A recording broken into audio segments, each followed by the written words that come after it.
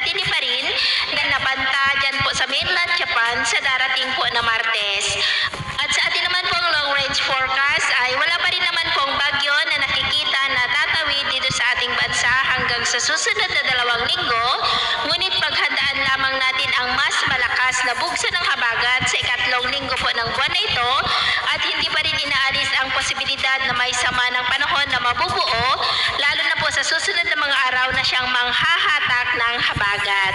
At sa lagay ng ating panahon ngayong madaling araw, dahil po sa LPA ay posible pa rin ang malalakas na mga pag-uulan dyan po sa may Eastern Visayas at ilang bahagi ng Bicol Region at Bohol. At dahil naman sa habagat ay may mga isolated rain sa ilang bahagi po ng Palawan, Southern Negros, Sulu Archipelago, Zamboanga Peninsula, Northern Mindanao, Cotabato, Surigao del Norte at Sarangani. At mamaya po ay sisikat ang araw sa malaking bahagi ng Luzon at Mindanao, pero dahil sa LPA at habagat